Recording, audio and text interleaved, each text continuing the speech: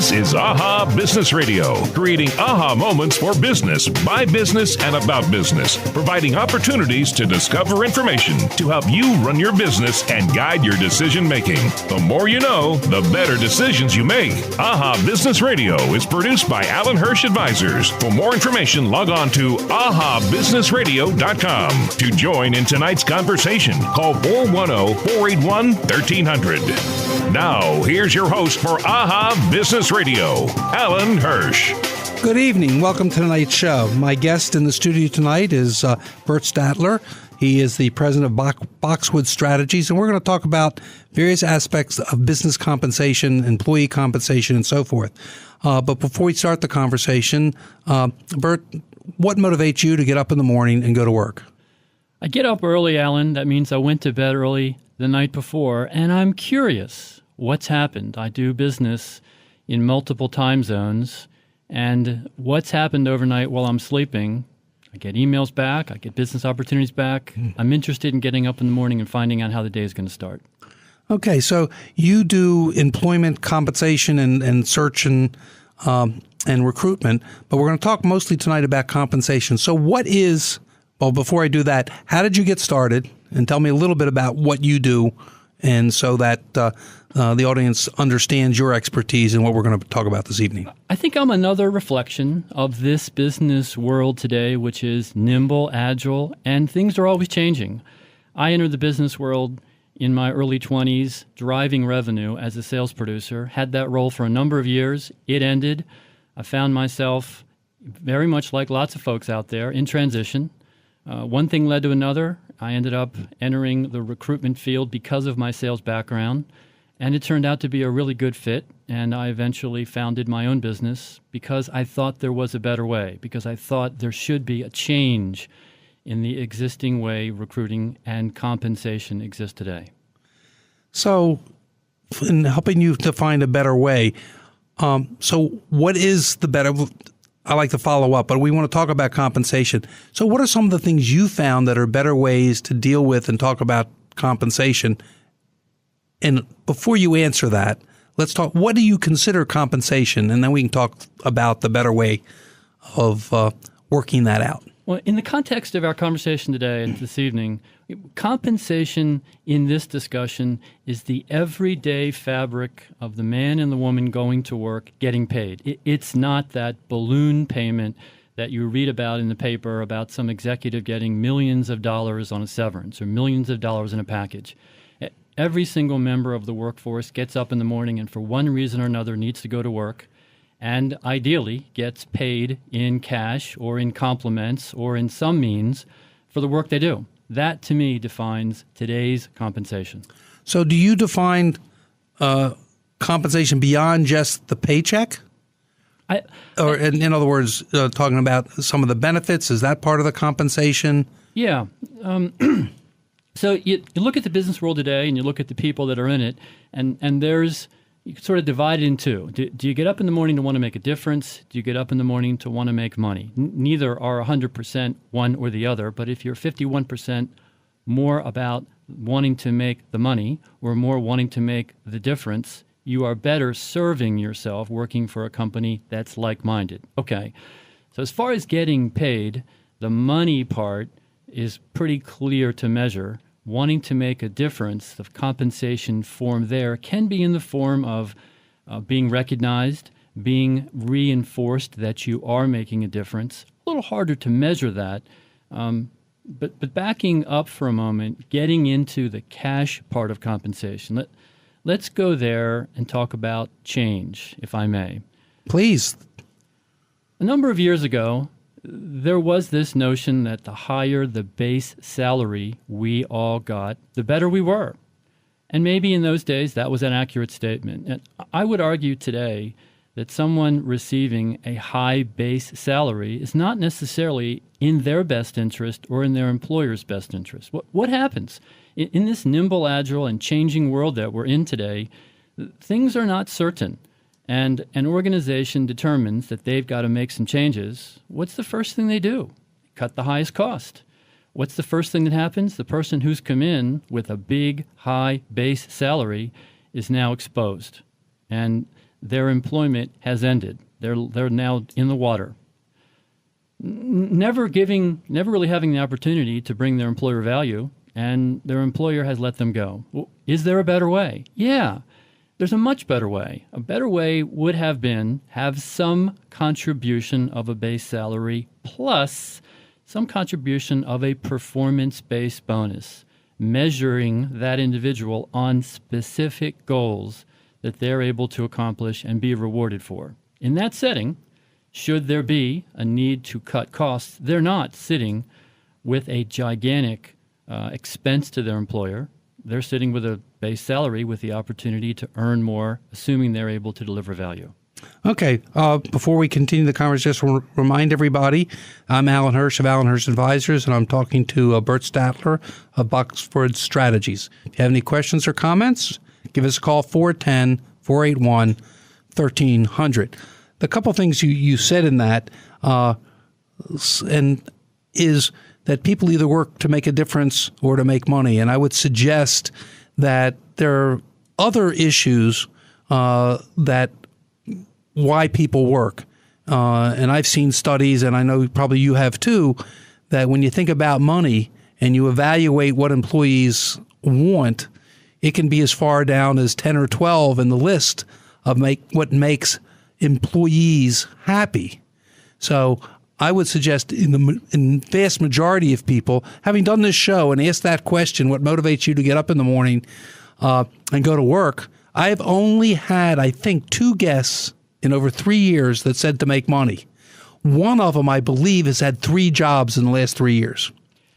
So if I am to clarify that statement a little bit more, let's start it by saying if we were to divide the world in half, and that's the only way it could go, one member of the population is going to be more focused on making money, and one member of the population is going to be more focused on making a difference.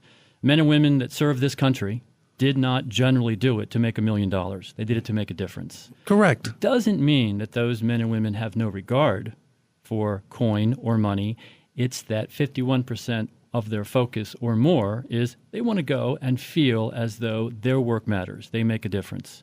Those individuals that enjoy making money don't necessarily do it to scorch the earth with no care on the outcome. Right. And I would suggest from what you've said that you do it to find better ways to do things, which in a sense, and one of the things I am is a why coach, and we've never talked about this, but each of us has a why we do what we do. And yours, if it is better, to find a better way to do things, you help by finding better ways. You're there to help people.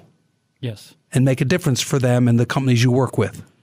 My responsibility is to serve my client, the business who hires me to help their company become more efficient or help the people that work there become more focused.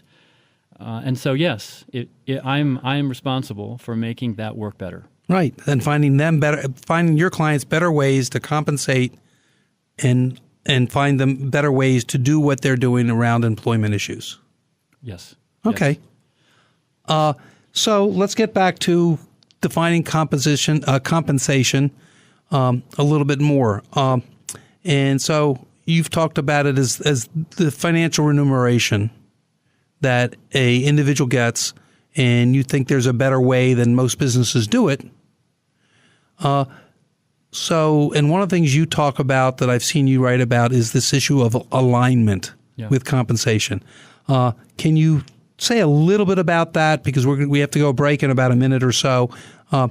What alignment and compensation mean? Most businesses out there are really pretty similar. You've got people, and you've got a responsibility, and you've got a focus, and you've got a direction. Why do you hire people? You hire them to deliver value, and you want to be optimizing the performance.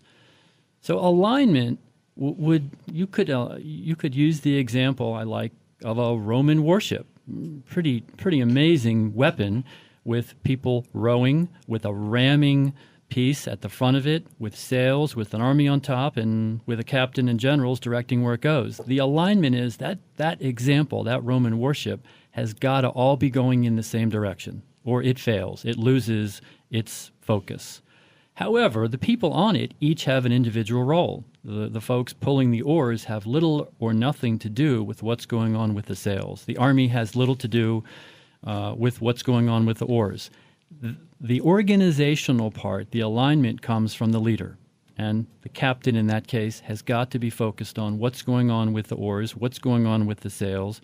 If they're not, that ship is going to flounder. That ship is probably going to get beaten. That business, as an example, is probably going to get eaten up by their competitors and not be efficient and effective. Well, let's continue that thought when we come back from the break. And when we do, I'll continue the discussion with Bert Sadtler of Boxwood Strategies. And later in the show, I have the AHA Business Trivia Contest. Just want to remind the listeners out there, the City College class of 1967 will be holding, we will be holding our 50th class reunion on June 21st at Oriole Park at Camden Yards. As a member of that class, I will be there. For those who are in the class, please go to cityforever.org/reunions. I hope to see you at our reunion. I'm Alan Hirsch of Alan Hirsch Advisors, and this is AHA Business Radio. Now back to AHA Business Radio, creating AHA moments for business, by business, and about business. Once again, here's your host, Alan Hirsch. Welcome back. I'm in the studio with Bert Sadtler of Boxwood Strategies. We're talking about compensation, and before we left, we were talking about trying to align the employees together. And you talked about the concept of a Roman ship with the oars, and they have to funnel together. And I like to think about the captain who has to understand why they're doing what they're doing, and then how to achieve that. And I think we talked at the break a little bit about how really putting the right people in the right seat. Who is the commander of the military, the Marines that have to get off the ship? Who's the one that's making sure the oarsmen are timed up? And to me, that's all about the captain making sure everything's aligned together and taking it to real life. That's the business owner. They're the entrepreneur. They're the owner, and they have to make sure that everybody is aligned together with the same mission, the same goals. Otherwise, they're not going to succeed. Otherwise, they're definitely not going to succeed, or their competitors are going to get ahead of them. I mean, why do you bring people into your organization? Simply because you're trying to solve a business issue or a business challenge. Back to your point of having the right people in the right seat. The business is continuing to grow and change. The business market's continuing to grow and change. So this notion of alignment is really back to optimizing your company's performance. And you alluded to my word of cascading. You start with that CEO. Look, nobody said being CEO is easy. If it was easy, everybody would do it. And if people want to learn about it, there's the book out there, and I forget the author's name, but the E-Myth, talking about the struggles of entrepreneurship. There is a plethora of books written, but at the end of the day, again, that role, running that business, if it was easy, everybody would do it. So it's not. But ultimately, that CEO has the responsibility of having the vision and direction of where the company and the business needs to go. Absolutely. Alignment would mean cascading those responsibilities down. I don't think that CEO has the responsibility of having everybody in the organization reporting directly to the CEO. That would be insanity. So you've got to have a manageable number of people, a handful or so, and those members then have the direction and the focus of that CEO. And in the example of the Roman warship, the manager of the oars people deals with where the oars folks need to go. And the manager of the sails and folks managing the wind go handle that. And the manager of the army handles that. And those individuals then need to cascade downward what the responsibilities that have been defined by the CEO. And back upwards to the CEO to make sure that it's working. And the one thing that bothers me so often in businesses is when you talk about the silo of the rowers and the military, the army and you know the sail people, if they don't work together, if they are in silos and work independently, again, that's the challenge of the CEO to make sure that the various silos, the operating departments, are working together in a common cause, in a common strategic goal. Now you're talking about alignment, but you're also talking about communication, but you're also talking about synergy and back to the right people in the right roles, and you're talking about culture. Again, which all make up what makes a company work really well or what makes a company not so good, and people end up leaving or that company ends up failing. So in hiring these people for these various jobs, they're going to get paid. They're going to get compensation. One would hope. So what is not in your mind for those out there, whether they're the employees or the employers in the audience, what is not working in today's compensation? Well, what I'd have to emphasize with that part of it is this whole notion of this is the way we've done it. This is the way it was yesterday. I mean, last time I checked, I didn't see a whole lot of dragons flying around, and I don't think there's many jobs for dragon slayers. At some point, that evaporated. It's another iteration of change, and in today's marketplace, I think change is the constant, and the response to change is being nimble and agile. So take another look, and don't be stuck in the old model. The old model, as I see it, and I see it more with the larger companies, is, okay, if our company does well, we'll pay you more. Well, think about that. You've got a large organization. How many people in that organization really impact the net profit? 1%, 2%? I mean, who decides we're going to have a new building? Who decides we're going to make an investment in this or that? Who decides how the EBITDA is really going to roll? Relatively few. EBITDA, for those who don't know, is the earning before income taxes and assets or whatever. It's a accounting tool for valuation of a business. So one of the failed approaches I see out there is this notion of if our company does well, we'll pay you, the employer. It's an easy approach, but I don't think it's very effective. Beyond that, so we've decided that our company is going to pay a bonus if the company does well. All right, when? Well, people worked hard in January and February and March and April. Bonus isn't going to get paid until the end of the year. And in some cases, the bonus doesn't get paid until March or April of the next year. Well, where's the gratification? I worked really hard. I'm not even going to get that bonus until a year later when I'm already starting on the new year. You almost have wasted the funds that are paying that person. They've lost it. The whole idea of a bonus is for it to be recognized and rewarding good performance. Based on what? So this notion of let's pay when the company does well, and then let's wait until the following year, I think that you're losing an awful lot of opportunity for great performance with your folks. And I think I'd almost go so far as to say you're promoting mediocrity. Well, I'm a firm believer that if you're doing well and you pay people a salary, that's a fixed cost. And is like you're saying, and you've increased from a business point of view, your overhead, your fixed costs. And if things happen where you've got to cut, you can't cut. The salaries are fixed. People don't want pay cuts. No. But if you have, and this is where I do agree with you wholeheartedly, if you have reasonable compensation and you share based on performance of each individual, and whether it's annually or quarterly but some kind of a bonus process. If the business is doing well, everybody gets good bonus. If it isn't, they're sharing in the effects of the business not doing that well. Yes. And then the business owner has the flexibility to, in a downturn, whether it's caused by the business owner and the business itself, or like the Great Recession of 6 years ago, it allows a company to be nimble, reducing costs as they go through a recessionary period. So we're clearly talking about hypothetical, and we're in a laboratory environment, not really in a business environment in this discussion. But let's go back to the Roman worship. In our Roman worship, down below, we've got the world's best rower.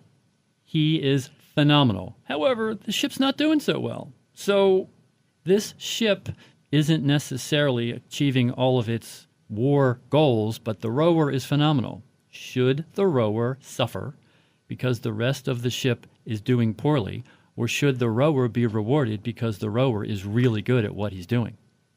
Now, in the business world, if that rower is phenomenal and not being rewarded, guess what happens? He leaves. He's going to go work somewhere else. And you end up in a scenario where the folks who are awful or underperforming, well, they're dismissed, and you end up in a setting where the people who are phenomenal are not recognized and rewarded. They leave or are hired away. You end up with average. And he also might be a great rower, but not a great supervisor or foreman of the rowers. Yep. And the other part is, if you're going to award them by promoting them, there's the Peter principle that comes in. So I would think sometimes where you're promoting someone to the level of where they're not competent and you can't move them back.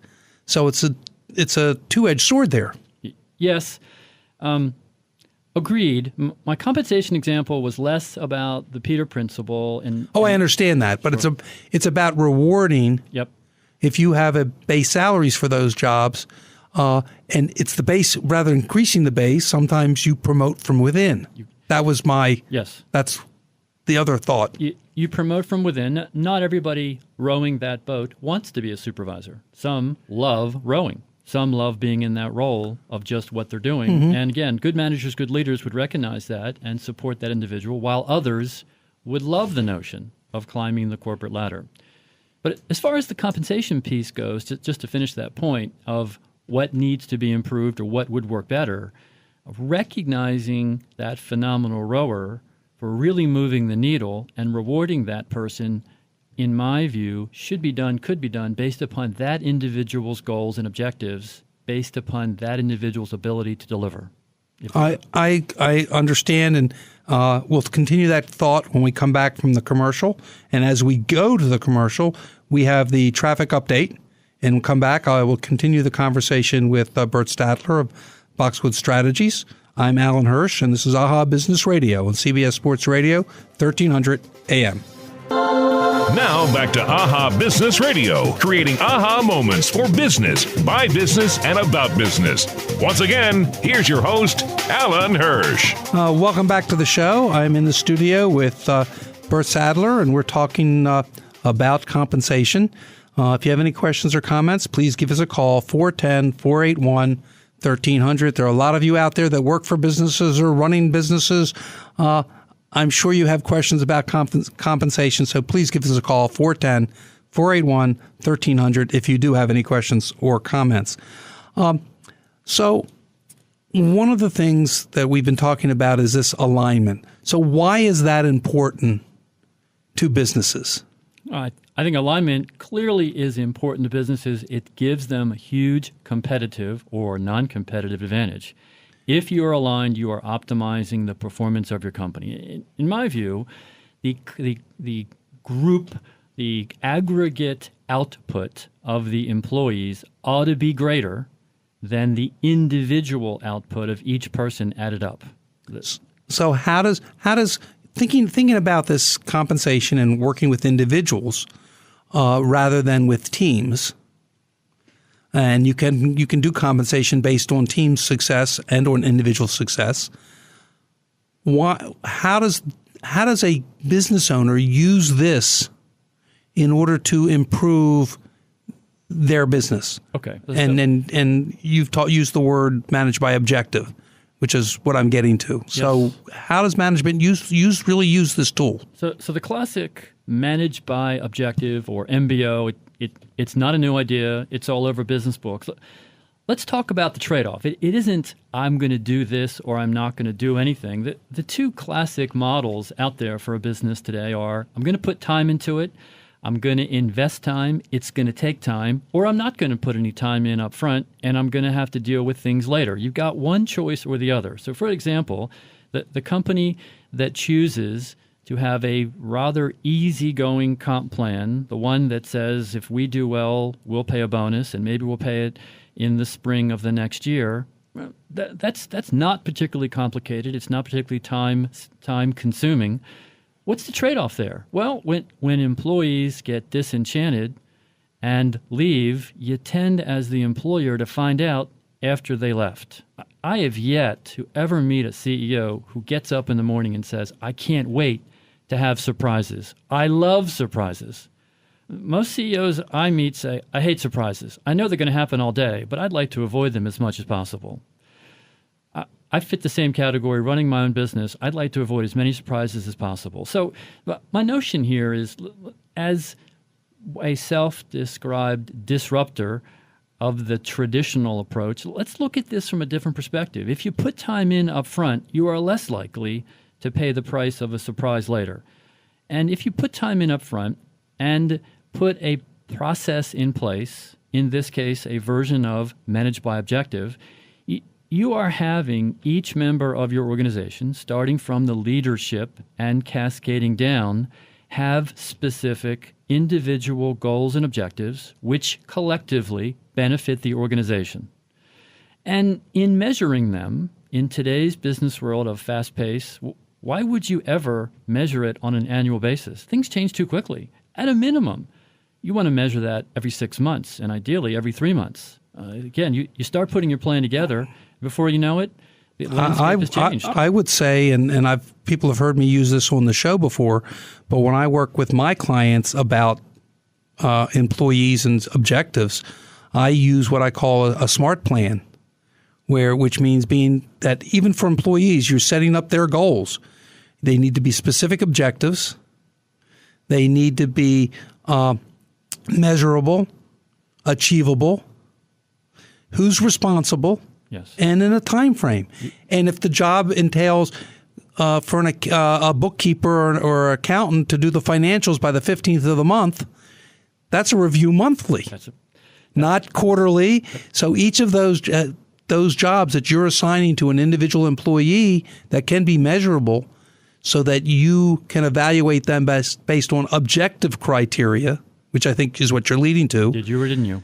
Rather than subjective material, you should be reviewing them based on when they're responsible for achieving something. So stepping back briefly, I would submit to you that the listeners on this show probably have some pretty complicated products and services, or could, based upon the level of technology and the things they do. But I would suggest that the most complicated part of every single business out there, the most complex part, are the people that work there. And human beings, we have only begun to figure out what's going on with us. The more that employer, the more that manager has some interaction with that valuable resource, that employee, the more they're going to get a sense of, is that employee engaged? Is that employee bringing value? And look, we all go through life events. We all lose our focus or gain our focus. As a manager, don't you want to know that your top producer is on? And if they're not, what do you need to do to correct it before it's too late? Back to, let's avoid the surprise. So there's a number of aspects of this, and it's clearly based on the human being. To add to the aspects that you mentioned, one of the components is the comp plan has got to be simple. Look, if you're spending all your time trying to dissect and understand the comp plan, you're not spending your time doing your job. So the comp plan and the goals have got to be stupid simple. I say you wake up in the morning and the first thing you determine is, I'm still alive. And the second thing you determine is blink your eyes and wake up and go, what do I need to do today? And from that point on, you're doing your job. So backing into that, you really need to have specifically defined goals. And in doing that, I believe it is collaborative and then commitment. So back to this managed by objective approach. And again, I'm not implying this is easy, and I'm not implying it doesn't require time. I am saying it's a trade-off. Do you want to spend time working on this and having control and optimization of your business, or do you want to be a reactionary when your best person leaves and now you've got to stop your business to replace them? And I would say, and one of the things I use when I do a presentation on building a business and successfully doing it, is to say that if the employees don't love the company, why should the customers? And if you're not taking care of your employees and they're not happy, they're not going to be taking care of the customers. It's the next step. We're back to the psychological part. And think about it. As any member of your listening audience thinks about their role, I would suggest when you wake up in the morning and think about what you do, you really don't think primarily about the company you work for. You think about the person you report to. That's the first step. If that's going well, if you have a clear line of communication, you're probably going to have a pretty good day. If it's not, it's going to be a much harder day. So as an adjunct to having that kind of a relationship with the person you report to, do you know what you're expected to do? Has that manager of yours collaborated and committed for the important priorities that you, the employee, whether you're a vice president or you're at the very lowest level, it doesn't make any difference. And that starts at the top. That starts at the top. By the CEO setting the culture. Yep. By doing that with his staff, the direct reports, and them doing it all the way down. Yes. But it's also, to me, it's also that CEO trying to get to know some of the employees on the bottom end so that they know he cares. It reminds me of the story of Sam Walton. When he started his business, and it grew to today, that's the largest retailer and probably does more retail business than the next 10 or 20 companies combined. But when he started, he would try to get to every store at least once a year. Touch point. Personal piece. Personal piece. And it was not to meet with the manager. No. He met with the employees. He wanted to know the employees, to let them know that he cared, and to know them so that they liked the business, just the comment I made, so that they would like the business, and they could, if they liked the business and they liked where they worked, they'd make sure the customers enjoyed it as well. Now you're back to passion, and now you're back to the optimization of performance. Again, these are sensitive things, but they're all a component of we're a complicated creature. Correct. As a human being. The implementation, in my view, of a good comp plan, as we've been alluding to, has got to include, again, simplicity, direction, focus. That individual has got to have some direction and, again, some goals that can be measured. Did you or didn't you? For the benefit of the organization and for the purpose of optimizing that performance. Then there's got to be a reward. If you hit it, do you wait until the spring of the next year for gratification? Probably not a good idea because it's lost by then. Well, and I'm going to, I need to go to the break, but my comment is, which is why I talked about before, if you have someone that supposed to do a job monthly or weekly, that's the time when they do it to thank them and not wait till I'm not a believer in these annual reviews. The reviews should be going on throughout the year as they achieve and accomplish the goals that are set. That's right. That's your gratification. That's your feedback. That's also you, the manager, getting a read. Is your employee engaged?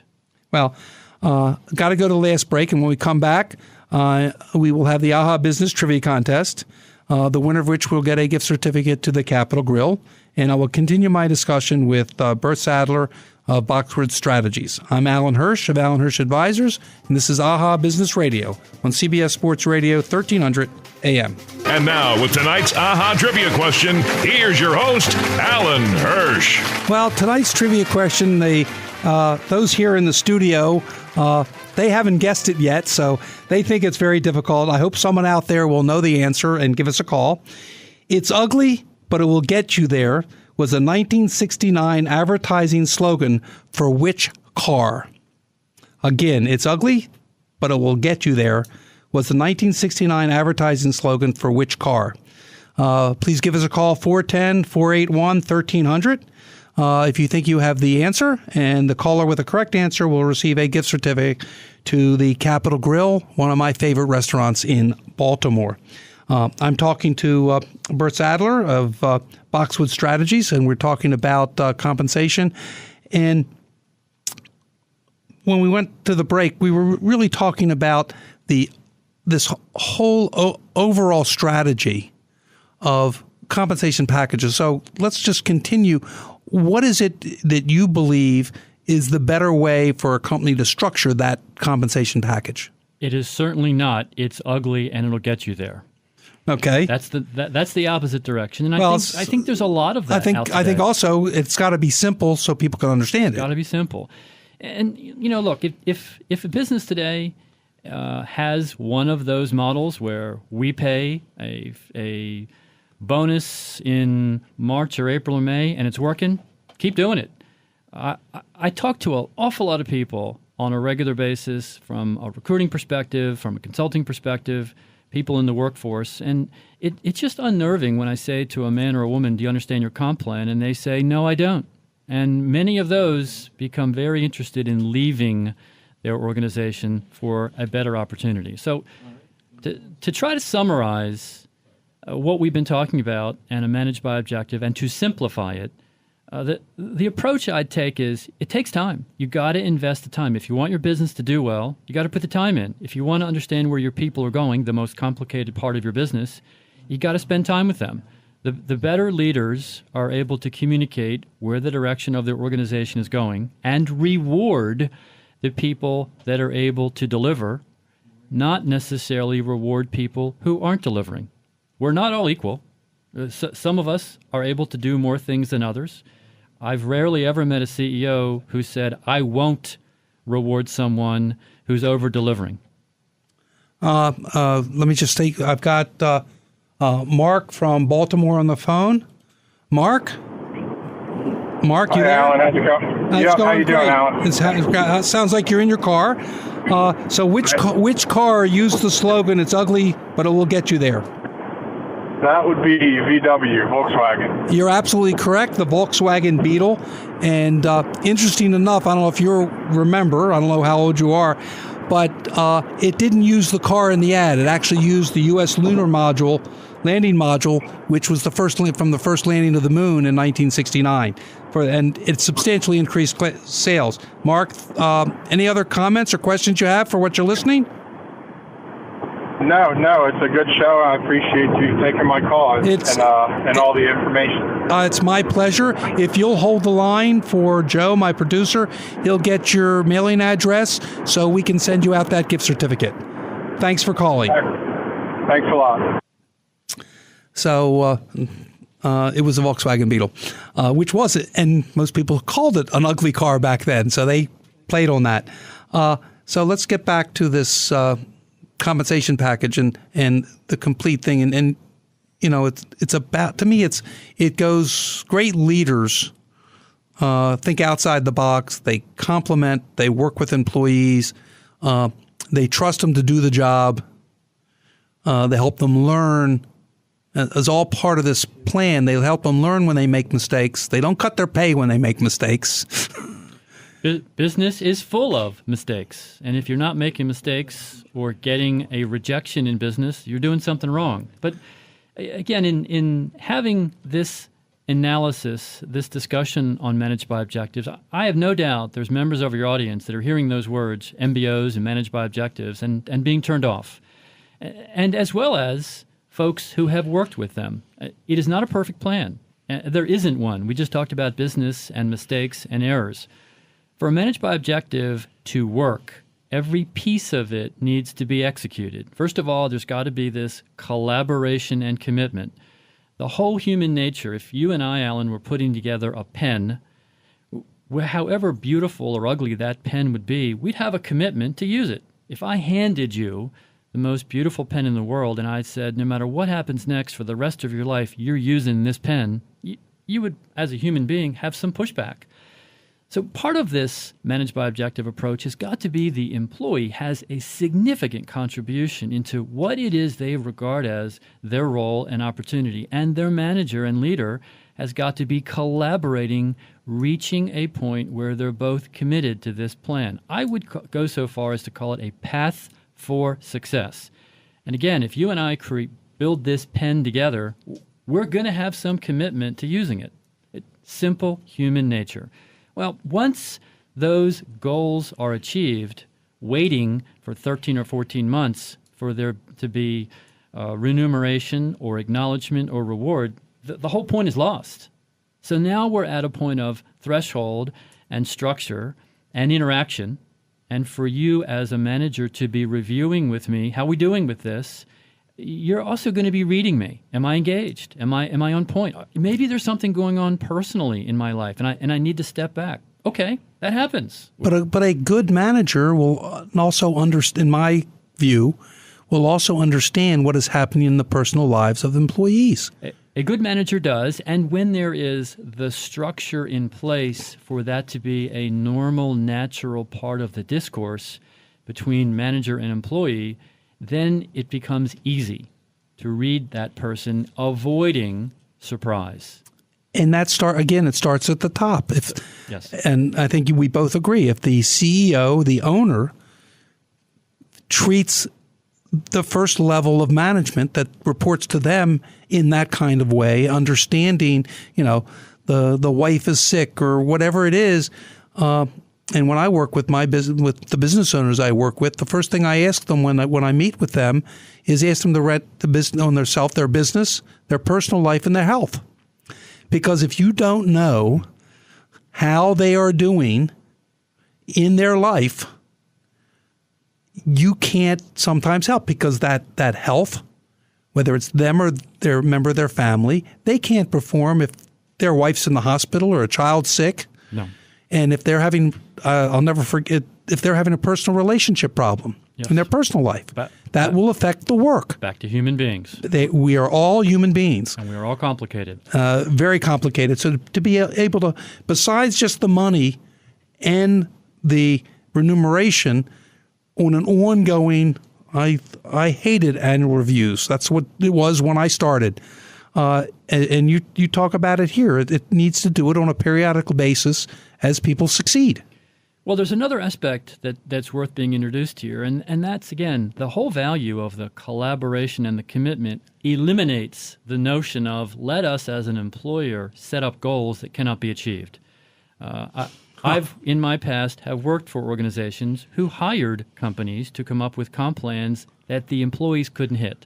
Well, now you end up with an us versus them kind of scenario. Again, very disruptive, very unproductive. Let's go back to what works. Let's go back to we're all trying to get to the same place. And here's where I think the smaller companies today, with their version of nimble and agile, may have an advantage over the larger organizations, which are really stuck and inflexible, and in some cases promoting mediocrity. And for those smaller organizations which look at Goliath and say, I'll never beat them, not true. Not true. If you can come up with a much more effective, optimized comp plan, and you can reward for terrific performance, you will retain and attract much better talent and be able to take on Goliath every day of the year. Then comes, again, the outcome of, okay, so I've achieved my goals. I'd like to be acknowledged for it. As the organization is concerned, there's got to be, clearly, we're going to remunerate, we're going to acknowledge, here's the schedule for doing that. Now let's set up the next plan. Off we go. Absolutely. And every one of the objectives that you give or goals you give to an employee needs to be attainable. Needs to be attainable. Well, I can tell a very brief story. And I don't think I've done it on the. My son-in-law was working for a company, and he was one of the top salespeople, reaching his goals and getting the bonus. And the company was bought. The new owners decided to change the comp plan and made the goals for the entire. He was still is a salesperson for a different company. Make them higher and unachievable. Change of control. And he was the first one to leave. Sure, he was. And one of the top salesperson in the company. If you don't make them achievable, both sides are unhappy. Both sides are unhappy. Well, so you've got to keep in mind. A lot of times I do these plans, and they end up being activities, not deliverables. So the final step is make sure that the plan has a deliverable that's measurable to it. Well, that's all about the smart planning. First of all, we're out of time. Or last of all, actually, we're out of time.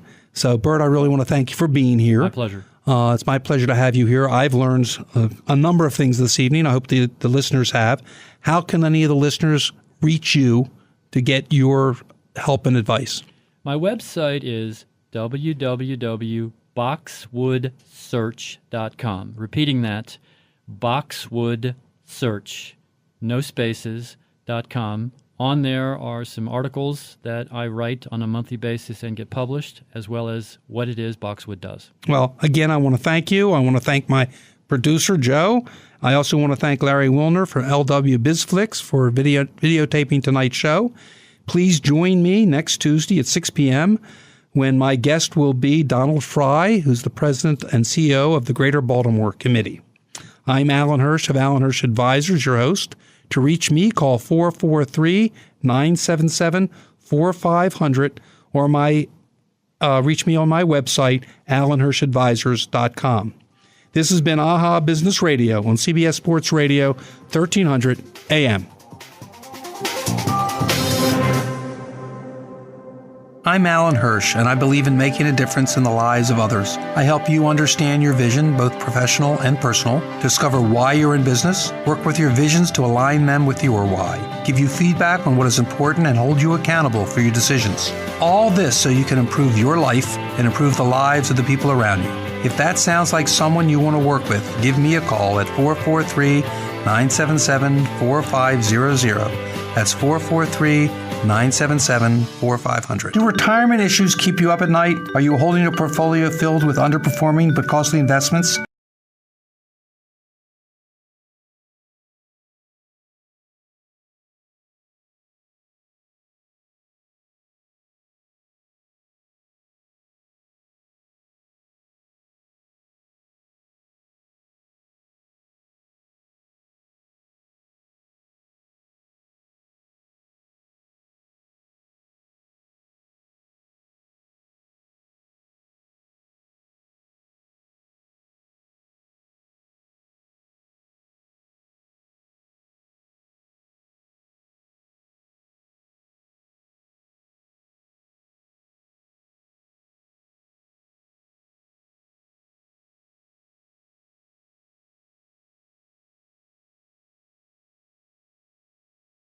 What is it that you believe is the better way for a company to structure that compensation package? If a business today has one of those models where we pay a bonus in March or April or May and it's working, keep doing it.